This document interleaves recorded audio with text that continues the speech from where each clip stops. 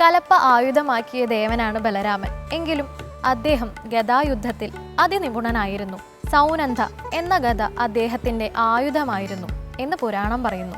മഹാഭാരത കഥയിൽ ഗദായുദ്ധത്തിൽ സമർത്ഥരായ പലരും ബലരാമന്റെ ശിഷ്യന്മാരായിരുന്നു എന്ന് പറയപ്പെടുന്നു. ബലരാമ ശിഷ്യന്മാരെ കുറിച്ചറിയാം ഇന്നത്തെ കഥയമമ്മയിലൂടെ. എല്ലാവർക്കും നമസ്കാരം. കഥയമമ്മയുടെ ഇന്നത്തെ അധ്യായത്തിലേക്ക് എല്ലാവർക്കും ഹാർദമായ സ്വാഗതം.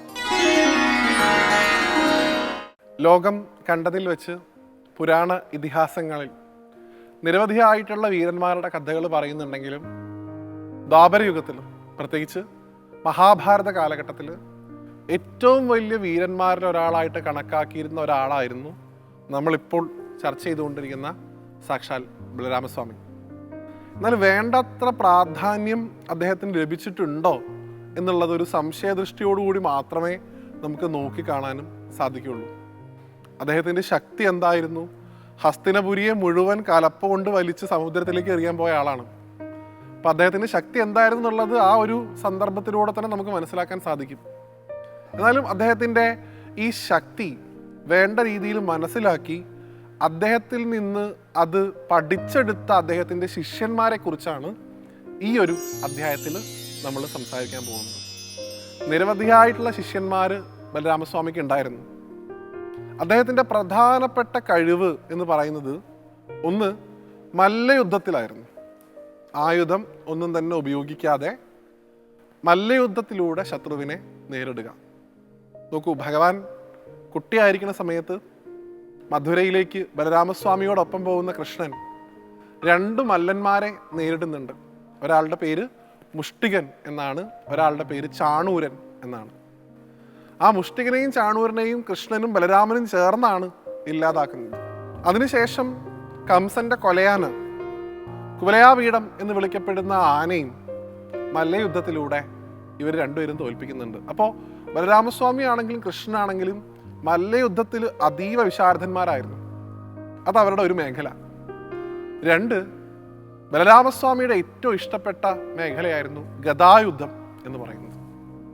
ഗദ കൊണ്ടുള്ള യുദ്ധ നിയമങ്ങൾ, ഗദ കൊണ്ടുള്ള അഭ്യാസ പ്രകടനങ്ങൾ, ഇതിലൊക്കെ അദ്ദേഹത്തിൻ്റെ ശ്രദ്ധ വളരെയധികം കൂടുതലായിരുന്നു.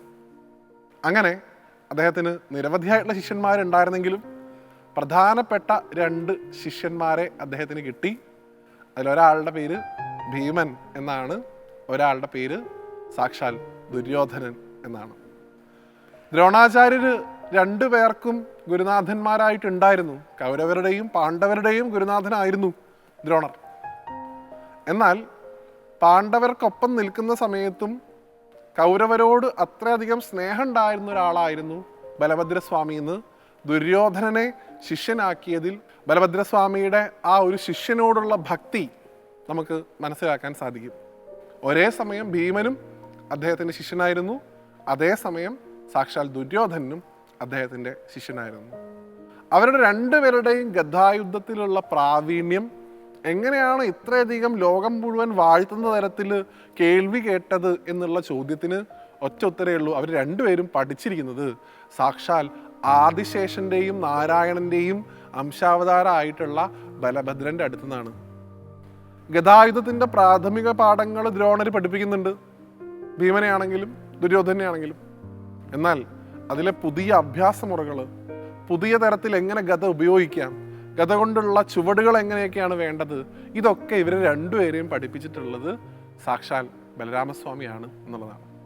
അപ്പം അതുകൊണ്ട് തന്നെ രണ്ടുപേരും അത്രയധികം പ്രിയപ്പെട്ടവരായിരുന്നു ബലരാമസ്വാമിക്ക്.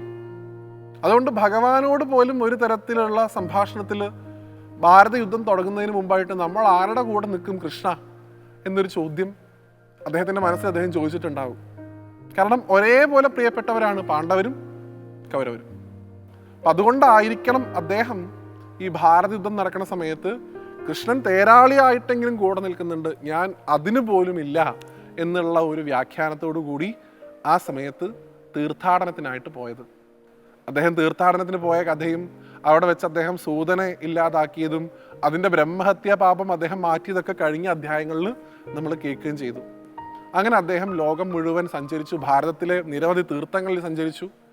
അങ്ങനെ അദ്ദേഹം മടങ്ങി വരുന്ന സമയത്ത് മഹാഭാരത യുദ്ധത്തിൻ്റെ ഒരു ക്ലൈമാക്സ് സീനാണ് അവിടെ നടന്നുകൊണ്ടിരിക്കുന്നത്. അദ്ദേഹം തീർത്ഥാടനം കഴിഞ്ഞ് വരുന്ന സമയത്താണ് ഈ ദുര്യോധനനും ഭീമനും തമ്മിലുള്ള ഗദായുദ്ധം നടക്കുന്നത്. അദ്ദേഹം നോക്കുമ്പോൾ തൻ്റെ ഏറ്റവും പ്രിയപ്പെട്ട 2 ശിഷ്യന്മാരതാ അവരുടെ കയ്യിലുള്ള ആ ഗദ എന്ന് വിളിക്കപ്പെടുന്ന ആയുധം ഉപയോഗിച്ചുകൊണ്ട് പരസ്പരം മല്ലിട്ടുകൊണ്ടിരിക്കുന്ന കാഴ്ച കണ്ടിട്ടാണ് അദ്ദേഹം തിരിച്ചു വരുന്നത്. അവരുടെ പോരാട്ടം കണ്ടപ്പോൾ അദ്ദേഹത്തിന് വലിയ അഭിമാനം തോന്നുന്നതാണ്. കാരണം എൻ്റെ ശിഷ്യന്മാരെ ഒരാളും ഇവനാണ് മികച്ചത് ഇത് പറയാൻ പറ്റുന്നില്ല. കാരണം അത്രയധികം കേമത്തരം 2 ഭാഗത്തേക്കും. പലപ്പോഴും ദുര്യോധനാണ് ഒരു പടി മുകളിൽ നിൽക്കുന്നത് പോലെ അദ്ദേഹത്തിന് തോന്നിയതാണ്. കാരണം അദ്ദേഹത്തിൻ്റെ ആ പോരാട്ട വീര്യം അത്രയും ഉണ്ടായിരുന്നു.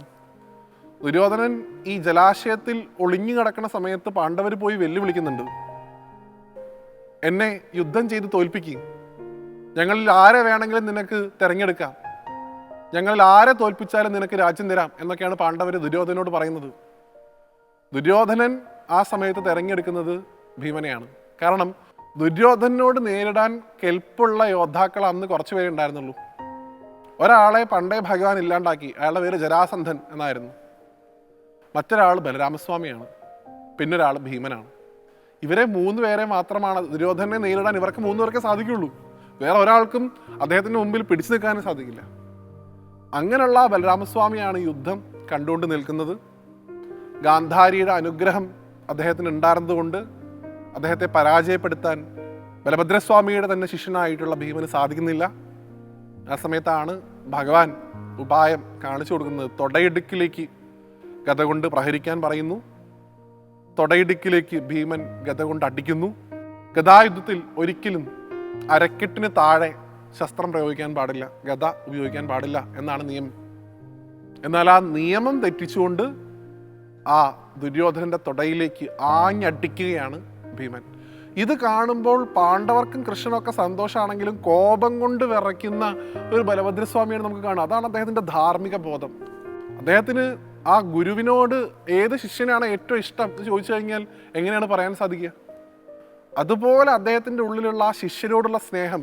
ഭീമനും തൻ്റെ ശിഷ്യനാണ്, ദുര്യോധനനും തൻ്റെ ശിഷ്യനാണ്. പക്ഷെ ധർമ്മം ധർമ്മത്തിൻ്റെ പോലെ നടക്കണം. യുദ്ധത്തിനൊരു നിയമമുണ്ട്, ആ നിയമത്തിനനുസരിച്ചേ പാടുള്ളൂ. ഭീമനെ പോലും നേരിടാൻ അദ്ദേഹം ഒരു നിമിഷം തയ്യാറായി എന്നാണ്. നീ കാണിച്ചത് ചതിയാണ്, തെറ്റാണ്, നിന്നെ ഞാൻ ഇപ്പം സംഹരിക്കും എന്നുള്ളൊരു ഭാവം അദ്ദേഹത്തിന് ഉണ്ടായിട്ടുണ്ടാകുന്നതാണ്. അത്രയധികം തൻ്റെ ശിഷ്യനോട് വാത്സല്യമുള്ള ഒരാളായിരുന്നു ബലഭദ്രസ്വാമി. എങ്ങനെയാണോ സ്വന്തം അനിയനായിട്ടുള്ള കൃഷ്ണനെ, ഗുരുവായൂരപ്പനെ അദ്ദേഹം സ്നേഹിച്ചത്, അതുപോലെ തൻ്റെ ശിഷ്യന്മാരെയും സ്നേഹിച്ചിരുന്ന ആളായിരുന്നു. അവർക്ക് വേണ്ടി എന്തും ചെയ്യാൻ ഉള്ളൊരു മനസ്സുള്ള ആളായിരുന്നു അദ്ദേഹം. അപ്പോൾ ഭഗവാന്റെ ഒരു ഉപദേശം, പാണ്ഡവരുടെ പക്ഷത്താണ് ന്യായം, പാണ്ഡവർക്കാണ് ധർമ്മം വേണ്ടത്, പാണ്ഡവർക്കാണ് രാജ്യം കിട്ടേണ്ടതെന്നൊക്കെ ഭഗവാൻ ഏട്ടനെ ഉപദേശിക്കുന്നത് കേട്ടാണ് അദ്ദേഹത്തിൻ്റെ കോപം മാറുന്നതും അദ്ദേഹം ഭീമനെ കൊല്ലാതെ വിടുകയൊക്കെ ചെയ്യുന്നത്. അപ്പം അതുകൊണ്ട് അങ്ങനെയുള്ളൊരു നല്ല ഗുരുനാഥനെ കൂടി ബലഭദ്രസ്വാമിയിൽ കാണാൻ നമുക്ക് സാധിക്കണം എന്നാണ് ഈ ഒരു അധ്യായം കൊണ്ട് എനിക്ക് പറഞ്ഞു വയ്ക്കാനുള്ളത്. വലിയ പോരാളിയാണ്, കൃഷ്ണൻ്റെ ഏട്ടനാണ്, വലിയ യുദ്ധ വിശാരദനാണ്, ഒക്കെ ശരി തന്നെ. പക്ഷെ അദ്ദേഹം നല്ലൊരു ഗുരുനാഥൻ കൂടിയാണ് എന്നുള്ള ചിന്ത കൂടി നമുക്ക് ഈ ഒരു സമയത്ത് വളരെ അദ്ദേഹത്തെ ഭക്ത്യാദരപൂർവ്വം ഓർക്കാം. അങ്ങനെയുള്ള ബലഭദ്രസ്വാമിയെ സാഷ്ടാംഗം നമസ്കരിച്ചുകൊണ്ട് അടുത്തൊരു അധ്യായത്തിൽ വീണ്ടും കാണുന്നതുവരെ എല്ലാവർക്കും നന്ദി, നമസ്തേ.